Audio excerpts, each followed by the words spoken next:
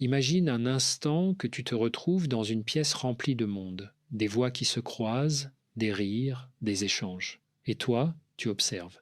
Non pas parce que tu es timide, non pas parce que tu n'as rien à dire, mais parce que quelque chose en toi s'est un peu retiré du monde des amitiés profondes. Peut être depuis longtemps.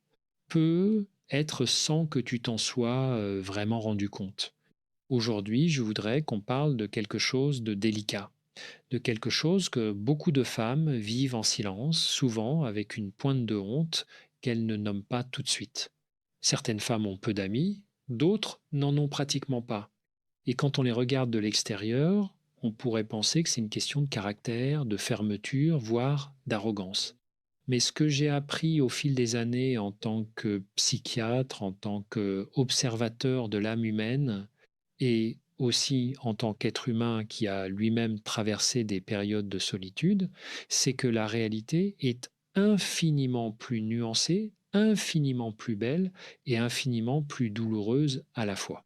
Ce que je veux faire avec toi aujourd'hui, pendant cette heure que nous allons partager, c'est explorer ensemble 6 caractéristiques que l'on retrouve fréquemment chez les femmes qui se retrouvent avec peu ou pas d'amis. Non pas pour les étiqueter, non pas pour les juger, mais pour comprendre. Parce que comprendre, c'est déjà une forme de guérison.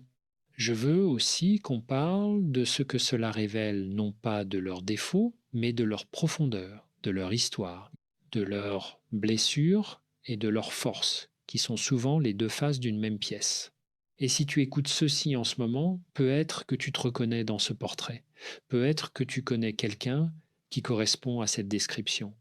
Dans tous les cas, je t'invite à rester avec moi, avec bienveillance envers toi-même, tout au long de ce chemin. Commençons. La première chose que je remarque toujours, la première caractéristique que je veux nommer, c'est ce que j'appelle la haute sensibilité émotionnelle. Et je veux prendre le temps d'en parler correctement, parce que c'est souvent mal compris. Beaucoup de femmes qui ont peu d'amis sont des femmes qui ressentent énormément. Elles perçoivent les non-dits dans une conversation. Elles sentent quand quelqu'un est mal à l'aise, quand une amitié commence à se distendre, quand une parole a été dite avec une arrière-pensée. Elles ont un radar émotionnel extrêmement fin et ce radar, qui est en réalité un cadeau, peut devenir une source d'épuisement profond dans les relations. Imagine que tu entres dans chaque interaction sociale en portant une sorte de casque ultra sensible qui capte toutes les fréquences visibles, mais aussi celles que les autres n'entendent même pas.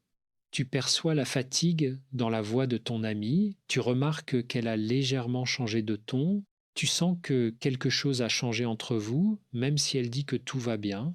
Et alors, au lieu de vivre simplement la relation, tu commences à l'analyser, à chercher ce qui ne va pas, à te demander si tu as fait quelque chose. Ce processus est épuisant et pour se protéger de cet épuisement, beaucoup de femmes très sensibles font quelque chose de très logique, mais de très coûteux sur le plan social. Elles réduisent le nombre d'interactions. Elles se retirent progressivement, non pas parce qu'elles n'aiment pas les gens, au contraire, elles les aiment souvent trop intensément, mais parce que chaque relation demande une quantité d'énergie émotionnelle considérable. J'ai rencontré une femme il y a quelques années que j'appellerais Élise. Elle était brillante, attentionnée, profondément aimante, et pourtant, elle n'avait pas d'amis proches. Quand je lui ai demandé pourquoi, elle m'a dit quelque chose que je n'ai jamais oublié. Chaque amitié me coûte quelque chose que je ne sais pas recharger. C'est une phrase magnifique dans sa précision. Elle décrit exactement ce que vivent beaucoup de femmes hypersensibles. L'amitié n'est pas neutre pour elle. Ce n'est pas une simple distraction ou un plaisir léger. C'est une expérience intense, totale, qui demande une présence entière. Et quand on n'a pas appris à gérer cette intensité, quand personne ne nous a montré comment poser des limites douces mais claires, on finit souvent par choisir la solitude non pas comme une punition, mais comme une façon de survivre. Ce que cela révèle donc, ce n'est pas une incapacité à aimer, c'est précisément le contraire. C'est une capacité d'aimer si grande qu'elle déborde les cadres ordinaires de l'amitié. Et apprendre à vivre avec cette sensibilité et à la nourrir sans s'y noyer est l'un des chemins les plus libérateurs qu'une personne puisse emprunter. Si tu te reconnais dans ce portrait, je veux te dire quelque chose d'important, ta sensibilité n'est pas un défaut à corriger, c'est une partie précieuse de toi. Ce qui peut changer, ce sont les stratégies que tu utilises pour la gérer. Et ça, c'est entièrement possible. La deuxième caractéristique, et elle est profondément liée à la première, c'est ce que les psychologues appellent la peur de l'abandon ou, plus largement, ce que j'aime nommer la blessure de la trahison. Beaucoup de femmes qui se retrouvent seules, sans réseau d'amis, portent en elles une ou plusieurs expériences passées où la confiance a été brisée, pas nécessairement de façon dramatique. Parfois, c'est subtil. Une meilleure amie d'enfance qui s'est éloignée sans explication, une confidence partagée un peu trop librement, un groupe de filles qui a exclu doucement, sans violence apparente, mais avec une cruauté sourde. Une amie qui a choisi un homme, une carrière, une autre vie et qui n'a pas regardé en arrière. Ces expériences laissent des traces. Et ces traces réorganisent, souvent inconsciemment, la façon dont on aborde les nouvelles relations. On commence à anticiper la déception avant même qu'elle arrive. On teste les gens parfois sans le vouloir pour voir s'ils vont rester. On se retient d'investir vraiment parce que une partie de nous sait déjà ou croit savoir comment ça va finir. Ce mécanisme de protection est parfaitement compréhensible. C'est notre système de survie émotionnelle qui fonctionne exactement comme il a été programmé. Le problème, c'est que ce même système qui nous protège de la douleur nous empêche aussi de vivre la connexion. Je pense souvent à une image pour expliquer cela. Imagine une plante qui a été blessée par le gel. Au printemps suivant, cette plante peut encore fleurir. Mais si le jardinier, par peur d'un nouveau gel, la couvre tellement qu'elle ne reçoit plus ni lumière ni pluie, elle ne fleurira pas non plus. La protection excessive finit par produire le même résultat que le danger qu'elle cherchait à éviter. Nous faisons cela avec nos amitiés. Nous nous protégeons si bien que nous nous coupons de la vie elle-même. Et j'entends parfois des femmes dire mais j'ai été tellement blessée que je ne peux plus faire confiance. Et je comprends cette phrase, je la respecte, mais je veux aussi la questionner doucement. Parce que la méfiance généralisée appliquée à tout le monde, la leçon apprise avec une ou deux personnes spécifiques, c'est une erreur de généralisation que notre cerveau fait naturellement mais qui nous coûte beaucoup. Chaque personne que tu rencontres n'est pas celle qui t'a trahi. Chaque nouvelle amitié n'est pas condamnée à reproduire la douleur du passé. Mais pour le voir, pour le croire, il faut avoir fait un certain travail intérieur. Un travail que nous pouvons commencer ici, maintenant, dans cette conversation. Si ce contenu t'aide à mieux te comprendre, je t'invite à laisser un like et à t'abonner pour continuer à avancer ensemble. Ce que nous explorons ici mérite d'être partagé avec ceux qui en ont besoin. Passons maintenant à la troisième caractéristique. Et celle-ci, je la trouve particulièrement intéressante parce qu'elle est souvent confondue avec de l'arrogance ou de la froideur. Il s'agit des standards élevés dans les relations. Certaines femmes ont peu d'amis non pas parce qu'elles fuient les relations, mais parce qu'elles ont des exigences profondes concernant la qualité de ces relations. Elles ne cherchent pas la superficialité. Elles ne veulent pas parler de la météo ou des séries télévisées pendant des heures. Elles veulent des conversations qui vont quelque part. Elles veulent de la profondeur, de l'authenticité, une présence réelle. Et dans un monde où beaucoup de relations sociales fonctionnent à la surface, où l'on se voit sans vraiment se voir, où l'on parle sans vraiment se dire quoi que ce soit d'essentiel, ces femmes se retrouvent souvent sans trouver ce qu'elles cherchent. Alors elles préfèrent la solitude à la compagnie vide. Je respecte profondément cette position.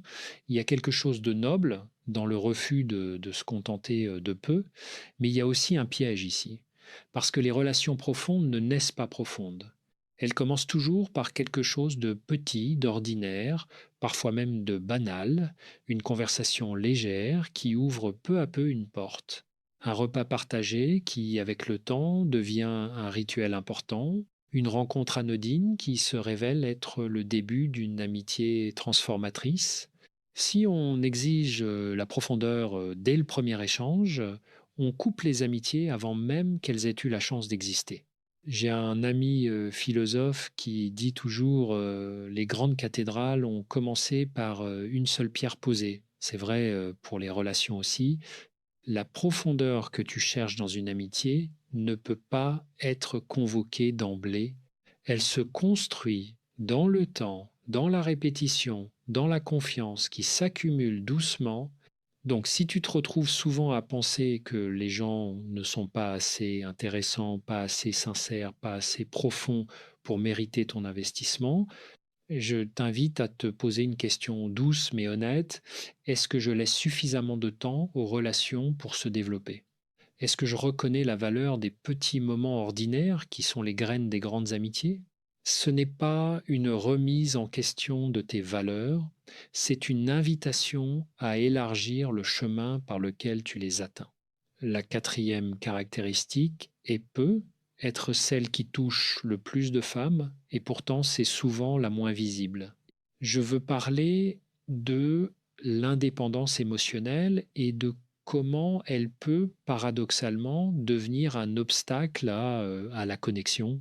Il y a des femmes qui ont appris très tôt, parfois dans l'enfance, parfois après une grande douleur, que compter sur les autres est risqué, que demander de l'aide peut être interprété comme une faiblesse, que se montrer vulnérable ouvre une porte par laquelle peuvent entrer beaucoup de choses douloureuses. Et alors, elles ont développé une forme d'autosuffisance remarquable. Elles gèrent tout, elles s'organisent seules, elles ne demandent rien à personne.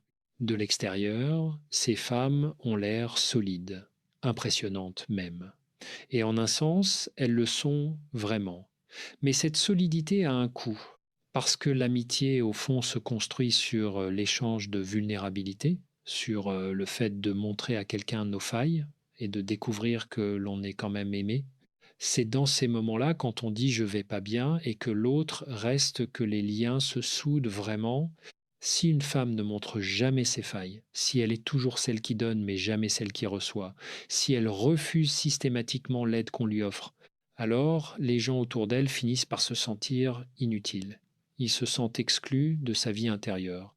Et progressivement, ils s'éloignent, non par manque d'amour, mais parce qu'une relation où l'on ne peut jamais aider l'autre n'est pas vraiment une relation réciproque.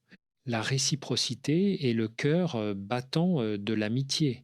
Et la réciprocité exige, à un moment ou à un autre, de laisser l'autre entrer dans nos zones fragiles. Je me souviens d'une patiente, appelons-la Marie, qui venait me voir régulièrement depuis plusieurs années. Une femme extraordinaire, brillante, attentionnée avec les autres. Elle m'avait dit un jour qu'elle n'avait pas d'amis proches.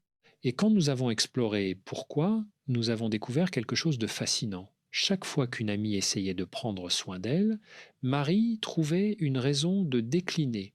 Elle annulait les invitations, elle disait qu'elle allait bien quand elle n'allait pas bien, elle s'occupait toujours d'abord des autres pour éviter d'être dans la position de recevoir. À la fin d'une séance, elle m'a dit quelque chose de très beau. Je crois que j'ai peur que si les gens me voient vraiment, ils ne voudront plus de moi. Cette phrase, cette phrase contient tout. La peur d'être vue et rejetée est si puissante qu'elle pousse certaines personnes à ne jamais être vues et donc à ne jamais être vraiment connues et donc à ne jamais être vraiment aimées. C'est un cercle qui se referme sur lui-même. Et pour en sortir, il faut du courage, le courage de la vulnérabilité.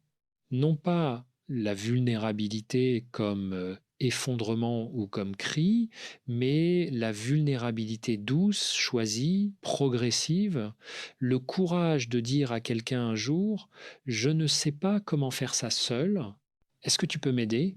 Si ce contenu résonne en toi, si quelque chose que j'ai dit jusqu'ici t'a touché, je t'invite à t'abonner et à laisser un like. C'est une façon simple de permettre à d'autres femmes de trouver ces réflexions dont elles ont peu, être besoin. Continuons. Cinquième caractéristique, Et celle-ci, je veux l'aborder avec une grande délicatesse parce qu'elle touche à quelque chose que notre société juge beaucoup, le perfectionnisme dans les relations. Certaines femmes ont peu d'amis parce qu'elles ont une image très précise, parfois trop précise, de ce que doit être une amie. Elles ont un modèle interne de l'amitié parfaite et la plupart des personnes réelles ne correspondent pas à ce modèle. Alors elles déçoivent, alors on s'éloigne, alors on reste seul avec l'idéal. Ce perfectionnisme relationnel vient souvent de plusieurs sources. Il peut venir d'une belle relation passée, une amitié extraordinaire qu'on a connue et qu'on cherche désespérément à retrouver. Il peut venir aussi de l'imaginaire des livres, des films, des séries qui nous montrent des amitiés idéalisées, intenses, indéfectibles, des amitiés qui, dans la vraie vie, sont beaucoup plus rares, beaucoup plus imparfaites, beaucoup plus humaines que ce qu'on nous montre. Et puis, il y a quelque chose d'autre. Le perfectionnisme relationnel peut aussi être une protection. Si personne ne peut jamais être à la hauteur de mes attentes, alors je ne peux jamais être vraiment déçu. Si l'idéal est inaccessible, je n'ai jamais à prendre le risque de m'y attacher. Tu vois la logique? C'est brillant d'un certain point de vue. C'est une stratégie que notre psychisme invente pour ne plus souffrir, mais c'est aussi une prison très confortable. Les vraies amitiés sont imparfaites. Les vrais amis font des erreurs. Elles oublient parfois. Elles ne trouvent pas toujours les bons mots. Elles ont leurs propres blessures, leurs propres maladresses. Et c'est précisément dans ces imperfections que l'amitié prend sa texture la plus vraie. Je pense à ce que le philosophe japonais a voulu transmettre avec la pratique du kintsugi, cet art qui consiste à réparer les céramiques brisées avec de l'or. L'idée n'est pas de cacher les fractures, mais de les révéler, de les honorer. Les objets réparés ainsi sont considérés comme plus beaux, plus précieux que les objets parfaits. Parce qu'ils portent une histoire, les amitiés qui traversent des malentendus, des moments difficiles, des désaccords, et qui trouvent le chemin du pardon et de la réparation sont souvent les plus solides. Mais pour vivre ces amitiés, il faut d'abord accepter que les gens ne seront jamais parfaits et que toi non plus tu ne l'es pas. Il y a une tendresse dans cette acceptation, une légèreté même. Quand on cesse d'exiger la perfection et qu'on commence à apprécier la présence imparfaite de l'autre, quelque chose s'ouvre, quelque chose de doux et de vrai. Parlons maintenant de la sixième et dernière caractéristique, celle que je voulais garder pour la fin parce qu'elle est, je crois, la plus profonde, la plus fondamentale. Et aussi la plus difficile à regarder en face. Cette caractéristique, c'est la relation que ces femmes ont avec elles-mêmes. J'ai observé au fil des années que beaucoup de femmes qui ont peu d'amis entretiennent une relation intérieure très complexe avec elles-mêmes. Parfois, c'est une relation d'exigence extrême, une voix intérieure critique, sévère, qui commente chaque action, chaque parole, chaque maladresse. Parfois, c'est une relation d'étrangeté, le sentiment de ne pas vraiment se connaître, de ne pas savoir ce qu'on veut, ce qu'on aime, qui on est vraiment. Et voici ce que j'ai compris. La qualité de notre relation aux autres est directement liée à la qualité de notre relation à nous-mêmes. Si, au fond de moi, je ne m'aime pas vraiment, si je me trouve fondamentalement insuffisante, pas assez intéressante, pas assez digne d'être aimé, alors je vais projeter cette conviction dans mes relations. Je vais m'attendre à être rejeté, je vais interpréter la moindre distance comme une confirmation de mon infériorité. Je vais fuir avant d'être abandonné. Je vais me rendre invisible pour éviter d'être jugé. Tout cela sans même en être consciente, parce que nos croyances les plus profondes sur nous-mêmes fonctionnent en arrière-plan, silencieusement, comme un système d'exploitation que nous n'avons jamais vraiment inspecté. Il y a une phrase que j'aime citer et dont j'ignore maintenant à qui l'attribuer exactement, mais dont la vérité m'accompagne. On reçoit les amitiés que l'on croit mériter. Ce n'est pas une vérité absolue. Ce n'est pas non plus une accusation, c'est une invitation à l'introspection. quelle amitié est-ce que je crois mériter? Quelle place est-ce que j'occupe dans ma propre vie? Est-ce que je me traite avec la gentillesse que j'offrirais spontanément à une amie? Parce que c'est là, je crois, que tout commence. Pas dans les techniques de communication, pas dans les stratégies pour se faire des amis, mais dans cette relation fondamentale, intime, que tu as avec toi-même, dans cette façon dont tu te parles quand tu fais une erreur, dans cette façon dont tu prends soin ou pas de tes propres besoins, dans cette façon dont tu t'accordes ou non la même compassion que tu offres si généreusement aux autres. Si ce contenu t'a touché jusqu'ici, si tu sens que quelque chose a bougé en toi, je t'invite à le partager avec quelqu'un qui pourrait en avoir besoin. Et n'hésite pas à t'abonner pour continuer à avancer sur ce chemin avec moi. Maintenant, je voudrais aller un peu plus loin sur ce point essentiel, la relation à soi-même, parce que je pense qu'il mérite qu'on l'explore ensemble davantage. Dans ma pratique, j'ai souvent rencontré des femmes qui étaient extraordinairement douces avec les autres et terriblement sévères avec elles-mêmes. Des femmes qui auraient consolé une amie en pleurs avec une tendresse infinie, mais qui, face à leur propre douleur, se disaient des choses que jamais elles n'auraient dit à quelqu'un qu'elles aimaient. Tu es nul, tu exagères, arrête de te plaindre, les autres ont des vrais problèmes. Ce double standard est très répandu et je crois qu'il est l'une des sources les plus profondes de l'isolement émotionnel. Parce que quand on se traite ainsi, on développe une forme de honte de soi-même. Et la honte est l'ennemi de la connexion. La honte dit, si les autres me voyaient vraiment, ils s'éloigneraient. Et alors on se cache, on joue un rôle. On présente une version de soi qui est acceptable, présentable, suffisamment solide pour ne pas effrayer, et cette version aussi sympathique qu'elle soit n'est pas vraiment toi. Et les relations qui se construisent avec cette version ne te nourrissent pas vraiment parce qu'elles ne te connaissent pas vraiment. Brené Brown, chercheuse américaine dont j'admire profondément le travail sur la vulnérabilité, a montré de façon très claire que la connexion authentique n'est possible que lorsqu'on se montre tel qu'on est. Et se montrer tel qu'on est exige qu'on pense que ce qu'on est mérite d'être montré. C'est pour ça que le travail sur soi, ce travail parfois lent, parfois inconfortable, toujours courageux, est le fondement de toute vie relationnelle épanouie. Et ce travail ne signifie pas devenir parfaite. Il signifie apprendre à se regarder avec un peu plus de douceur, à reconnaître ses propres besoins sans les minimiser, à s'accorder la même humanité qu'on offre aux autres. Il y a une pratique simple que je recommande souvent et que tu peux commencer aujourd'hui. À la fin de ta journée, au lieu de passer en revue tout ce que tu n'as pas fait, tout ce qui n'a pas été parfait, tout ce que tu aurais dû mieux gérer, prends juste un moment pour remarquer une chose que tu as bien faite, une chose dont tu es fier, une chose où tu as été présente, généreuse, courageuse, même toute petite, même ordinaire. Cette pratique, répétée dans le temps, commence à transformer la voix intérieure, non pas du jour au lendemain, mais progressivement, comme l'eau qui façonne la pierre. Je veux maintenant relier toutes ces caractéristiques, parce que je pense qu'elles forment ensemble une image cohérente. Non pas une image triste, une image complexe, mais pleine de sens. La femme qui a peu d'amis, celle que nous avons décrite au fil de cette conversation, est souvent une femme qui ressent profondément, qui a été blessée dans la confiance, qui a des exigences élevées dans les relations, qui a appris à se suffire à elle-même, qui cherche la perfection là où il faudrait chercher l'authenticité et qui, au fond, n'est peut être pas encore tout à fait réconciliée avec elle-même.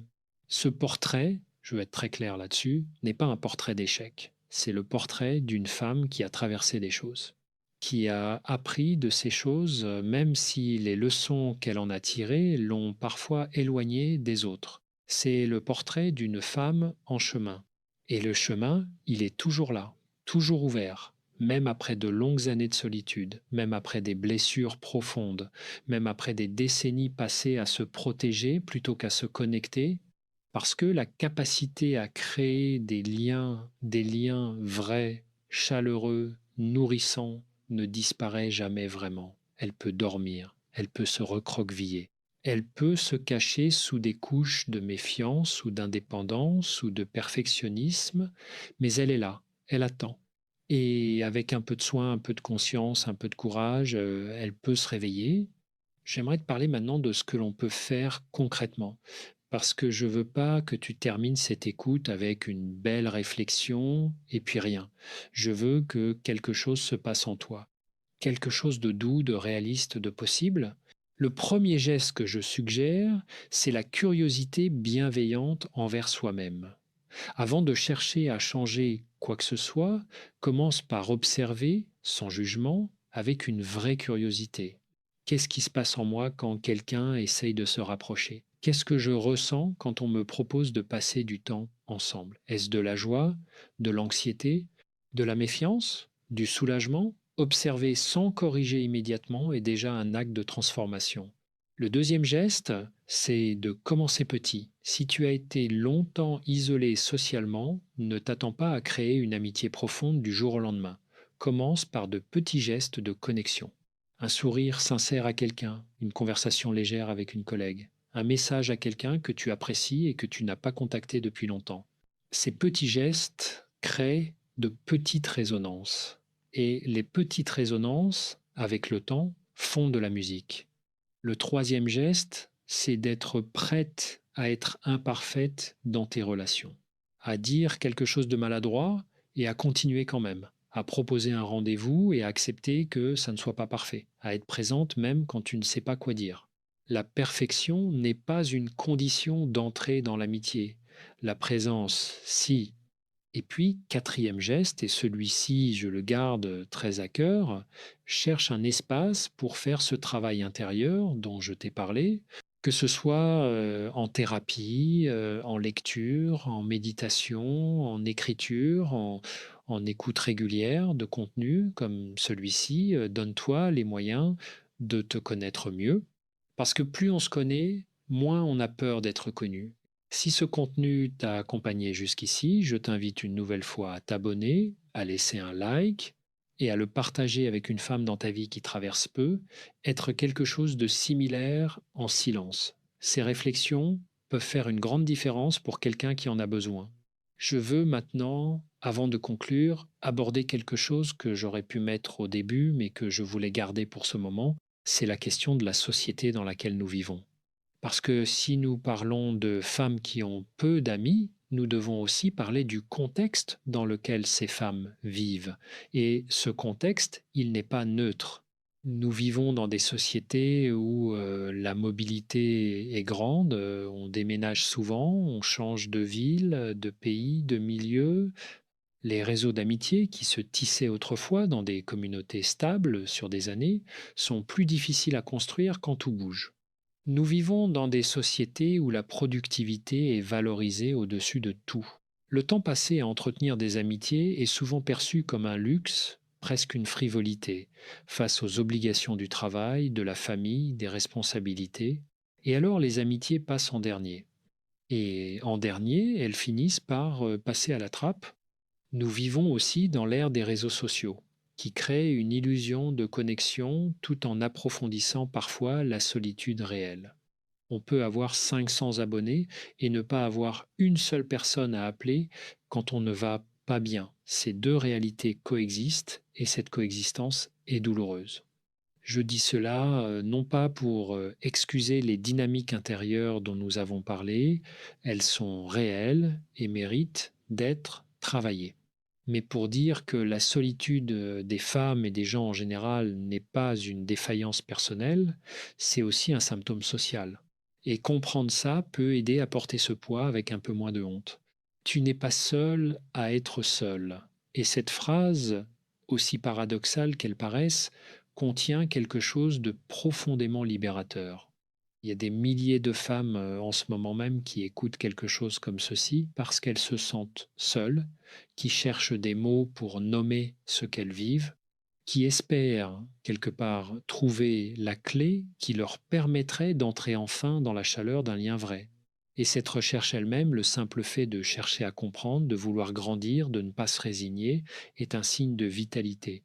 C'est la vie en toi qui ne renonce pas Et je trouve ça beau, profondément beau. Maintenant, approchons-nous de la conclusion, parce que je veux prendre le temps de rassembler tout ce que nous avons traversé ensemble. Nous avons parlé de 6 caractéristiques des femmes qui ont peu ou pas d'amis. La haute sensibilité émotionnelle, qui est un cadeau, qui peut devenir épuisant si on ne sait pas le gérer. La blessure de la trahison, qui nous apprend à nous protéger, mais qui, poussée trop loin, nous coupe du monde.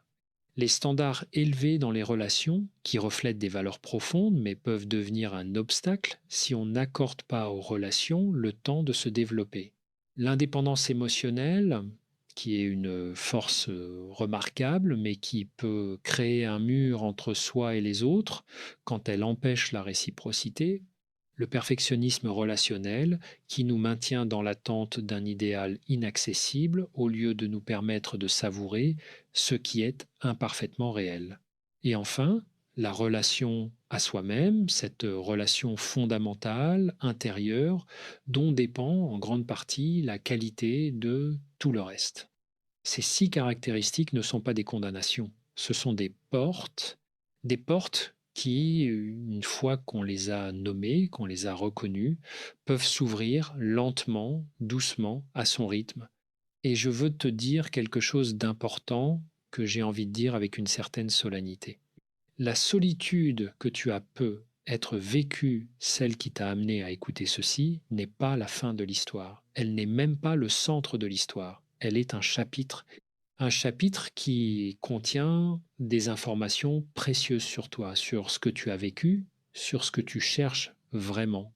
Et les prochains chapitres sont encore à écrire.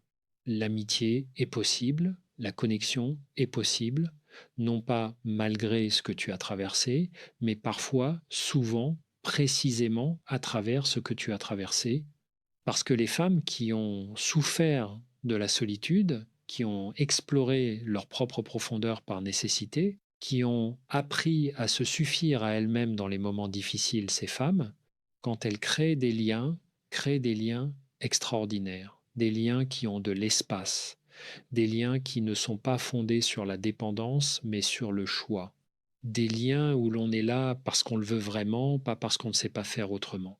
C'est peu être le plus beau cadeau que la solitude peut offrir si on la traverse avec conscience. Elle nous apprend à choisir nos relations, à y entrer avec clarté, avec intention, avec une présence qui n'est jamais acquise mais toujours renouvelée. J'ai commencé cette conversation en t'invitant à imaginer une pièce pleine de monde, et toi en train d'observer. Je veux terminer avec une image différente. Imagine maintenant que tu es dans un jardin, ton jardin intérieur, et que tu tiens dans tes mains des graines de connexion, d'ouverture, de confiance prudente, mais possible.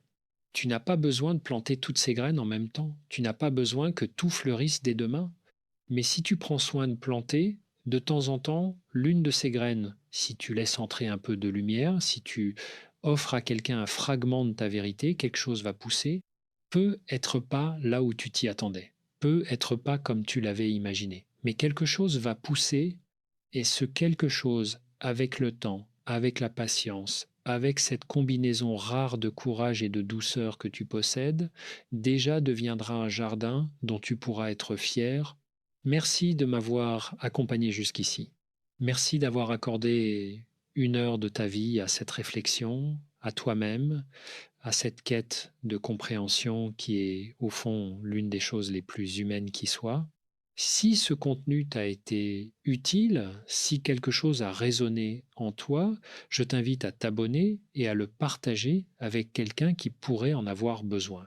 Une amie, une sœur, une collègue, une femme dans ta vie qui traverse peu être en ce moment cette solitude silencieuse. Ce partage, aussi simple soit-il, peut faire une différence réelle. On se retrouve dans le prochain épisode. Prends soin de toi